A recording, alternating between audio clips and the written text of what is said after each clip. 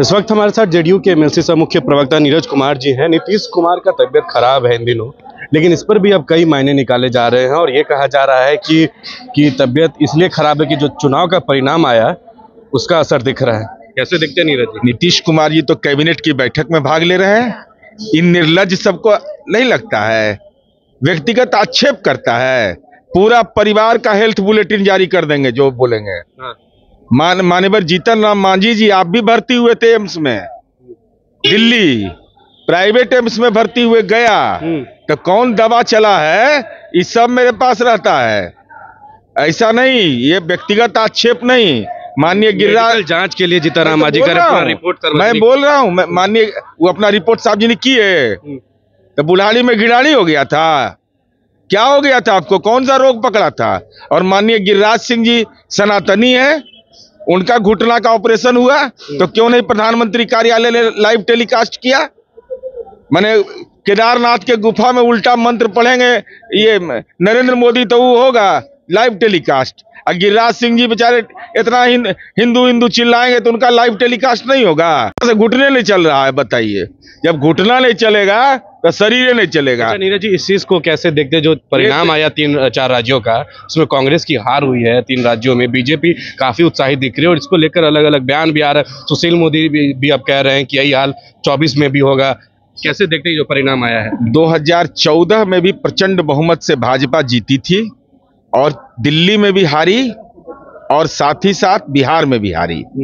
तो जो लोग धीरेन्द्र शास्त्री से आशीर्वाद लिए, मैं उस पर कोई टिप्पणी नहीं करूंगा, लेकिन मैं यह जानना चाहता हूं कि अगर मोदी मैजिक है तो 3 राज्यों में मोदी मैजिक चला, तेलंगाना में मोदी जी का चेहरा में बदलाव तो आया नहीं, बंडी तो उनका बदलते रहा, तो तेलंगाना में आप न पक्ष में रहे न विपक्ष में रहे, आपका संख्या बल तो विपक्ष की पार्टी के लायक नहीं हुआ।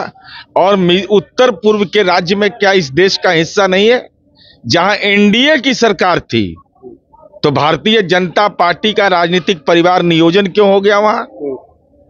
तो मोदी मैजिक का असर तो बताना चाहिए। आप लोग पे भी असर पड़ा है जो चुनाव का परिणाम आया? आखिरी सवाल है। बिल्कुल बिल्कुल बिल्कुल, हमारे चूक कांग्रेस पार्टी चुनाव हारी, लेकिन उसके बावजूद कांग्रेस को मत अच्छे मिले हैं।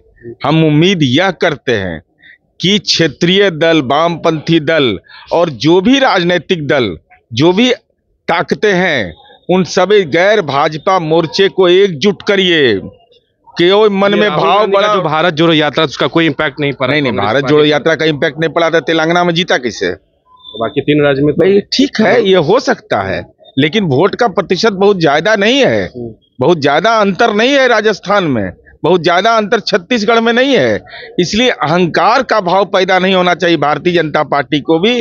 और हमारी समझ है कि गैर भाजपा दल बिहार मॉडल अपनाइए, बिहार जैसा महागठबंधन का मॉडल है, उस मॉडल को अपनाइएगा। कोई बड़ा नहीं, कोई छोटा नहीं, सबका सम्मान करते हुए बढ़िए।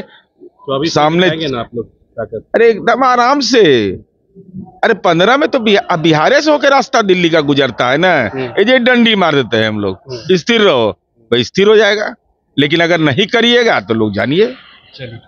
तो ये हमारे साथ बात कर रहे थे जेडीयू के एमएलसी सह मुख्य प्रवक्ता नीरज कुमार, जिन्होंने साफ तौर पे ये बताया है कि जो 4 राज्यों का जो परिणाम आया है, जहां पर 3 राज्यों में बीजेपी की जीत, उससे ज़्यादा उत्साहित ना हो और बिहार से ही जो है सब कुछ सियासत स्टार्ट होता है।